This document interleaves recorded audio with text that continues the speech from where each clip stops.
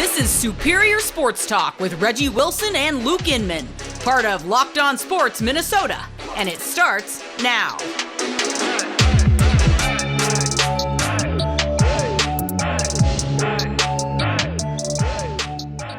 Back at it, another episode of Superior Sports Talk presented by Locked On Sports Minnesota. What's happening, Reggie?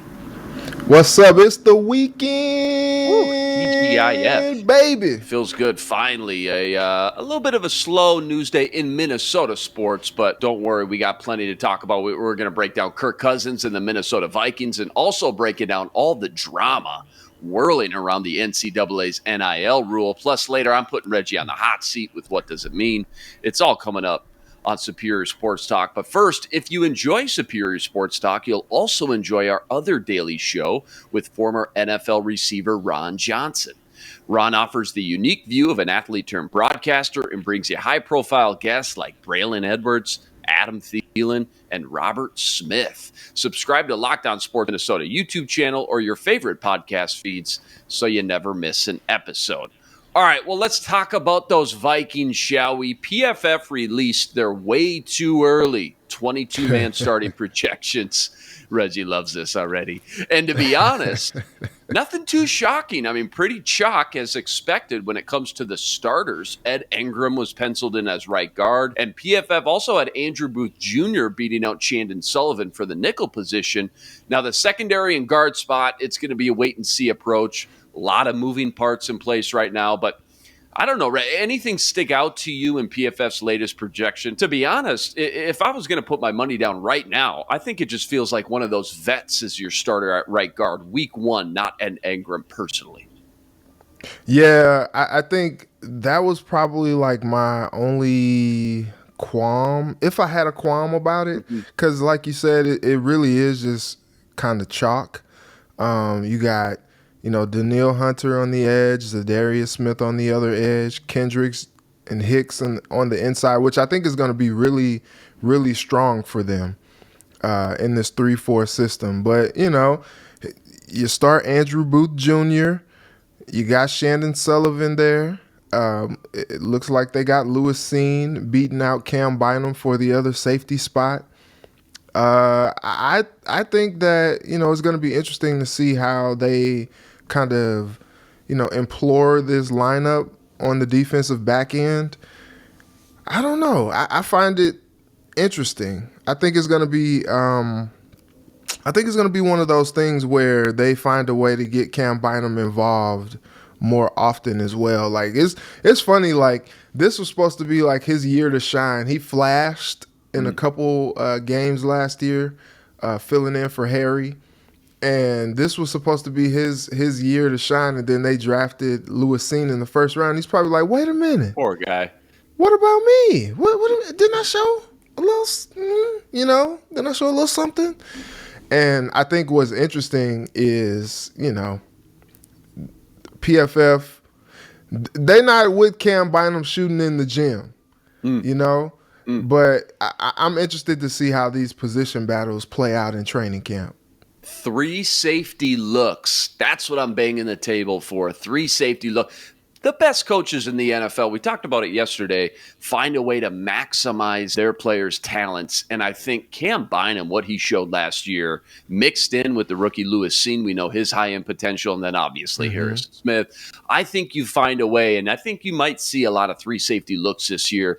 It's nice because you don't have to rush back Andrew Booth Jr. from this injury. Another reason I don't think he starts out the gate. I think you slowly mix him in weeks 2, 3, 4, and 5 and just kind of see what you get from him from a small sample size. And don't forget, they didn't break the bank paying Chandon Sullivan by any means, but I mean, they paid him enough for me to say they certainly have high expectations for him to be the starter in the nickel, at least right away. And the nickel position is a tough position in the NFL. I don't think it gets talked about enough how difficult it is to match up with so many different receivers on the inside with very little help. So I think you go with a proven vet like Chandon Sullivan and start to mix in Andrew Booth Jr. But yeah, finding a way to get Cam Bynum and those three safeties on the field at the same time. Remember, Cam Bynum even played cornerback at Cal. So there's a way to mix and match him. Ed Donatell's going to have his hands full. He's going to have to sprinkle in a lot of different wrinkles and different looks, but he's got a lot of talent to use and a lot of versatility to choose from. The other position that I'm just wondering here in the back of my mind is that third defensive line position as well. We talked about that a little bit earlier in the week. Armin Watts seems to be the guy right now, but James Lynch, again, a true 5-tech at Baylor, flashed quite a bit for me. And then even Kenny Willekes from Michigan State. There's a little quiet position battle, I think, going on in the background that not a lot of people are talking about. Armin Watts certainly has proven that he should be the guy right out the gate, but I think that's a heavy rotation that we see. And who knows what Ed Donatel runs? Maybe he runs, 3-4 base, but maybe he runs a 2-4 or 4-2, which just means maybe only 2 defensive linemen at times. Maybe sometimes it's 4 defensive linemen. So a lot of different wrinkles, a lot of different looks. Plenty of time to break all that down. Rest assured, it's going to be a long off season. Don't worry. All right. I hate to do this, Reggie. I really do. I can't stand this back and forth. Kirk Cousins on Twitter, constant and absolutely exhausting talk all the time. Is he a top 10 quarterback in the league or is he not? But I guess that's just where we're at today in the offseason because our very own Locked On Minnesota's Ron Johnson, he started some good, healthy, heated debate on Twitter yesterday and posed the question, is Kirk Cousins a top 10 quarterback in the NFL?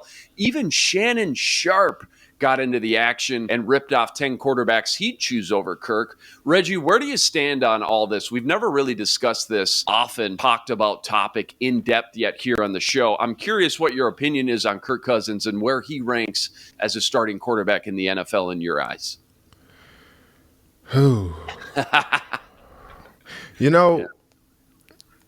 This is an interesting topic because Kirk Cousins is a very polarizing subject and quarterback.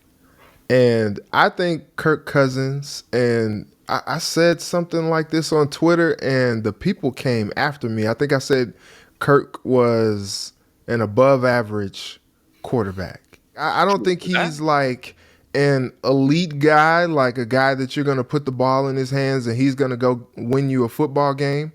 He has some capabilities. That game against Carolina sticks out in overtime. Threw a dart, like threw an absolute dream of a throw to KJ Osborne for the walk-off touchdown. And so Kirk has ability, but we haven't seen it often utilized to its potential at times. Like there have been times where, I think back to the Cleveland Browns game. I think back to the Dallas Cowboys game where he just really, and some people may say, well, the coaching staff didn't put him in good enough position to succeed. The best quarterbacks thrive in spite of the coaching staff. And you look at guys like Joe Burrow, you look at guys like Brady, Rodgers, back when Breeze played, didn't matter what the coaching was or if it was great or not, they were going to go and make a play when they needed it to be done. And sometimes you just don't see that from Kirk. And, there's a lot to be said about his primetime performances, but I started looking at some of these people's lists, right? And I don't know. When you put a list together and you put Derek Carr as a top 10 quarterback, and I believe Derek Carr is a fine quarterback. He's good. But I also kind of put him in that same tier of being above average. And if you're asking me for my money, who I take between Carr and Cousins, I think I lean more Cousins. And so I don't know. It's so interesting seeing all these people, put together their top list, because I think once you get like past like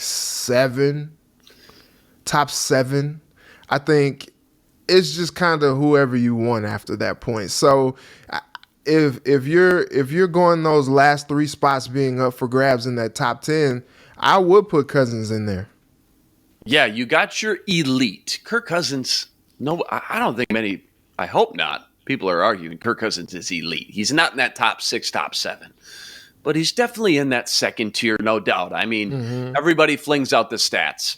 Top 10 in passing yards, top 10 in TDs, top 5 in interceptions, top 5 in passer ratings. Stats don't lie, I get it. But what's misconceiving about Kirk, and you talked about it, and what a lot of people will bring to the table is his overall record. Yeah. I mean, QB wins. Is it a stat? People talk about that on Twitter all the time. 59, 59, and 2.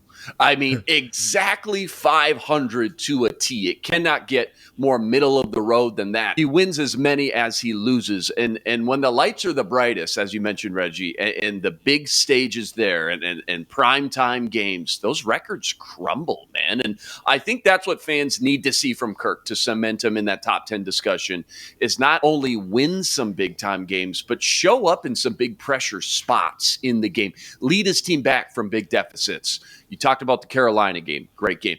How about the Denver Bronco game 2 years ago, down 20 zip at halftime? Kirk rallies them back. Okay, so there's a couple there on his resume, but rally his offense on more game-winning drives week in and week out. Show that it factor that a lot of these other top quarterbacks have shown. And while he's certainly done that from time to time and shown he's capable of doing it, he hasn't done it at a consistent level, and the record shows that. And you could argue, well, he spent the first 4 years in Washington. So when you look at his overall career record, I mean, he wasn't surrounded by a great cast there for 4 of those years, but he just doesn't strike that fear in a defense in those final 2 minutes of a game. And I think that's what fans who say he's not a top 10 guy will always point back to until proven otherwise. Not just the stats.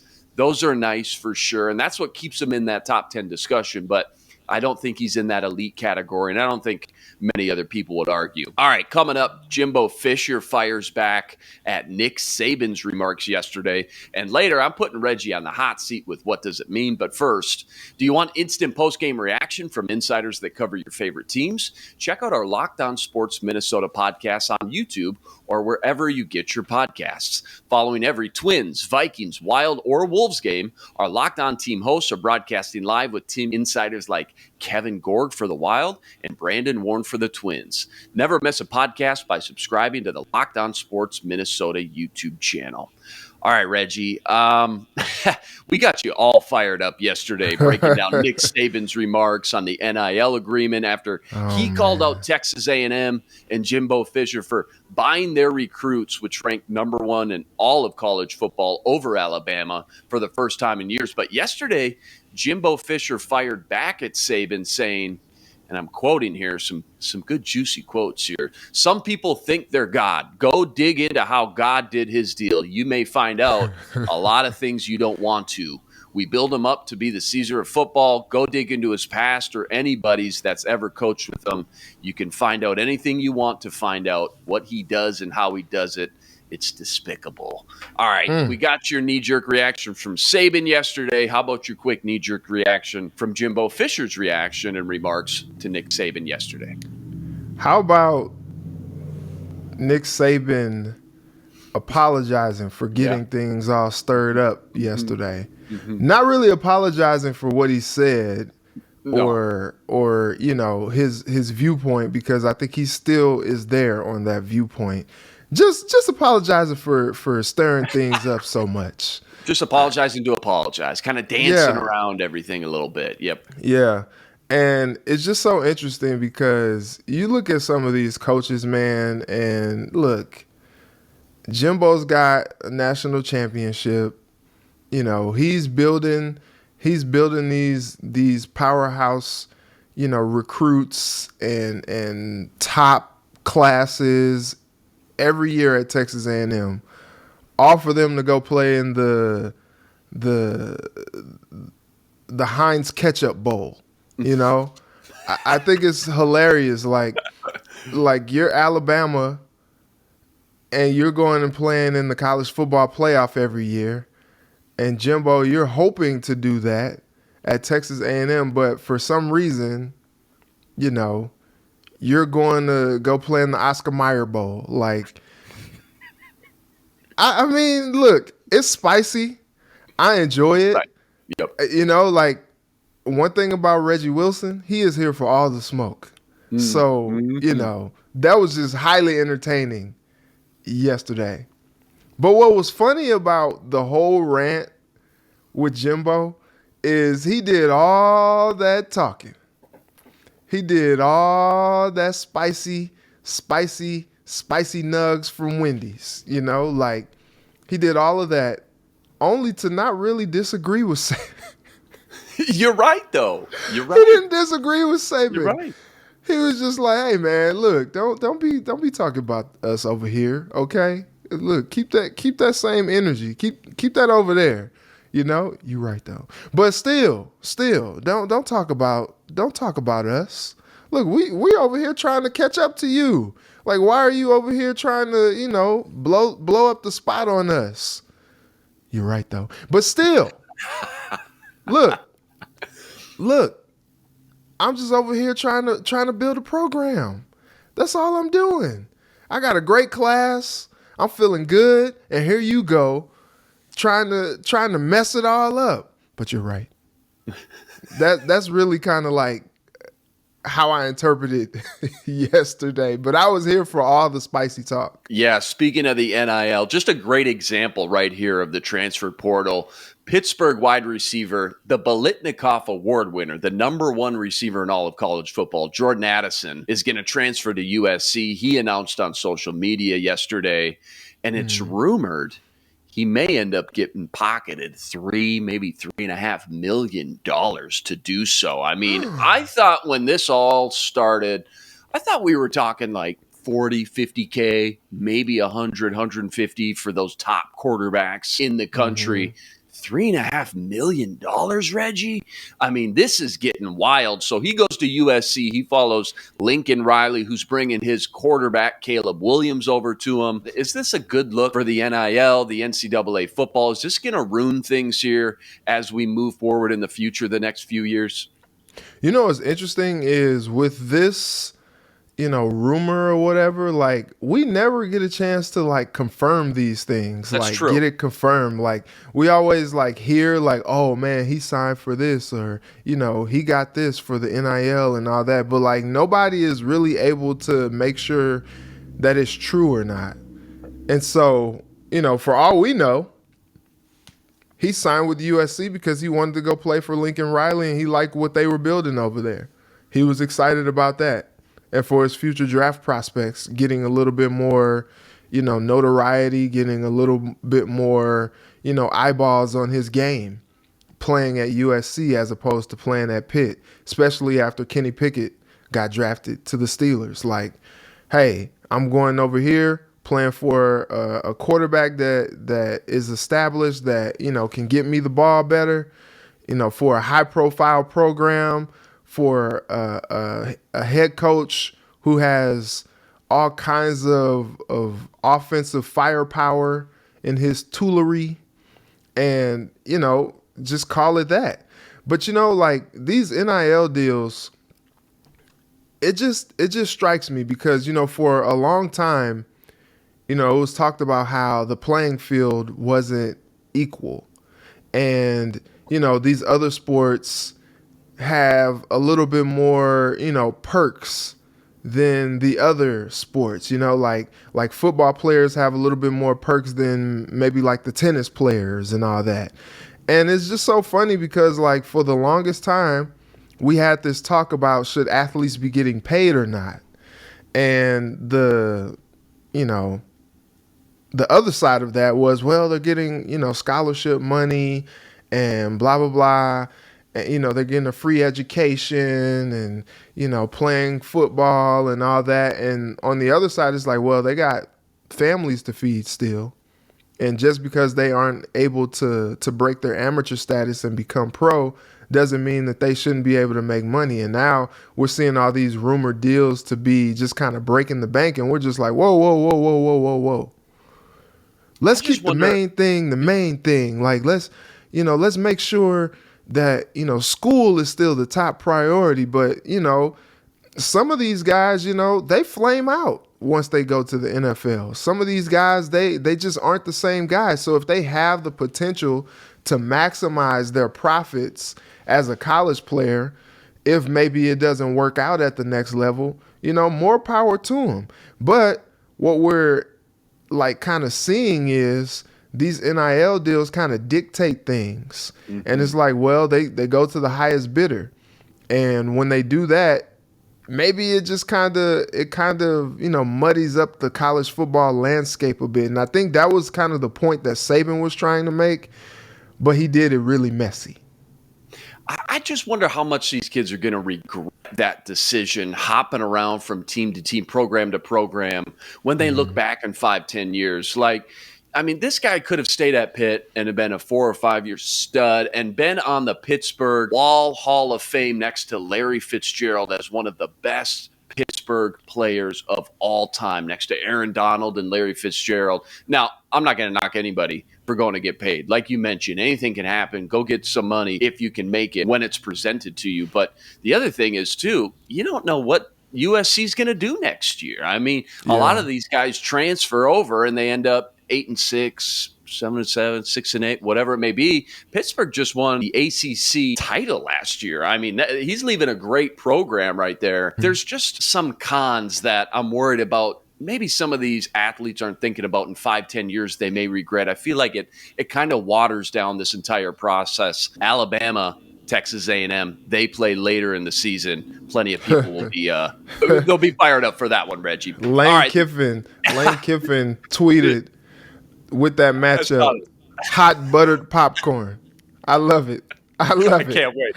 I can't wait. Circle that one right now. All right, the time has come. My favorite segment is here. I'm putting Reggie on the hot seat with What Does It Mean, covering all the latest hot topics in Minnesota sports. ESPN released every NBA's team's offseason game plan and noted that signing Karl Towns to a supermax deal and finding depth at small forward and power forward should be the two biggest areas of focus first and foremost for the Wolves. What does it mean when trying to predict the Wolves offseason here? And in your opinion on the moves recommended, any other ideas or suggestions in the process? Yeah, so first off, I agree, with signing Cat to the Supermax. I mean, it's so funny because I feel like Cat is also one of those polarizing players in Minnesota sports where people either love him or they don't. And like, for all those who don't, tell me who you want better. Like, tell me who you want that will come in and impact the game like he will or better, and who you're going to get for him by trading him away. Like, how these trades work, you never really get like who you should. You never really get the type of return, especially on these NBA trades. Like, it never really works out in that regard. But I do think what needs to be done, and they got Patrick Beverley, and I actually was talking to Myron Metcalf about this yesterday. Like, they can do only so much with Patrick Beverley because at some point, Patrick Beverley is more talk than he is substance. And what he provides to that team is helpful. So let me get that out of there. But what I think needs to happen is they need like a floor general. Mm-hmm. Like, they need to trade for like a veteran guy who is, established, and somebody who can like help lead them out there, help kind of shift some of that dog mindset and that mentality. And like, Patrick Beverley was helpful to that. But then, he's going out there only scoring like 8, 9, 10 points a game sometimes. And so it's just like, it's kind of hard to get behind that when he's not the guy kind of leading the effort. Like, they had a guy like Jimmy Butler who was, ideal for that. But then he just got so toxic because he can't get along with guys, and he was rubbing people the wrong way. You don't need a guy that is going to rub people the wrong way, but you need like a good culture guy.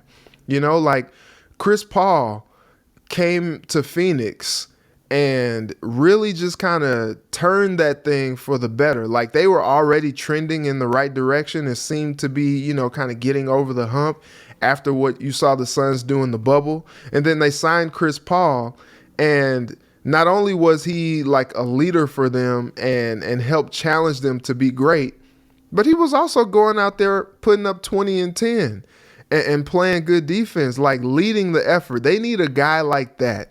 And I don't know what you do.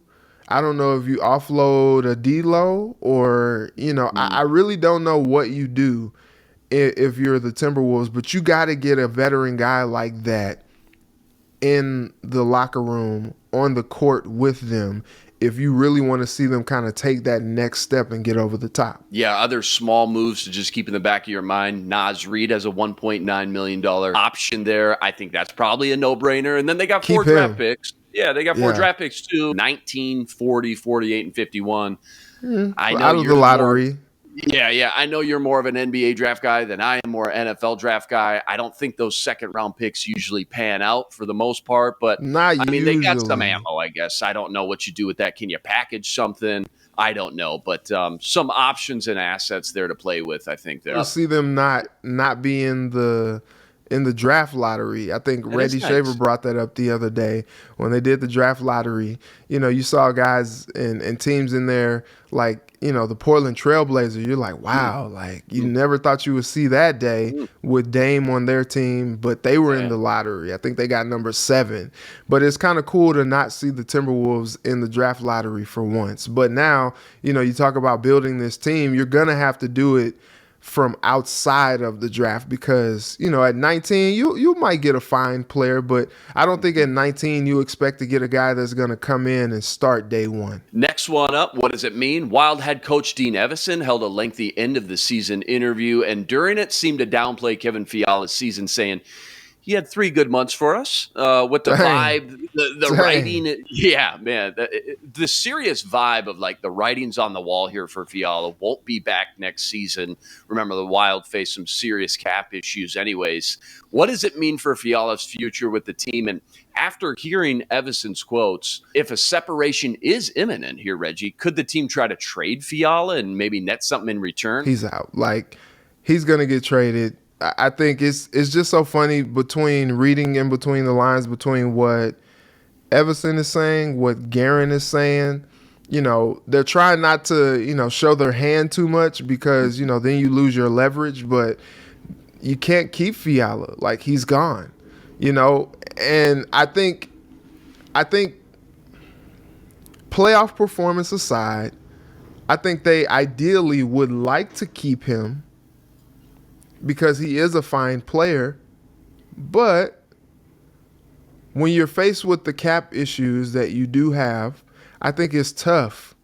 I think it's really tough to keep a player like that, especially when you kind of look at the performance that he had in the postseason and you're like, well, maybe we can get one of these other guys to really kind of step up and really be, a guy in his place, as a goal scorer. You're going to see Matt Boldy have another year under his belt.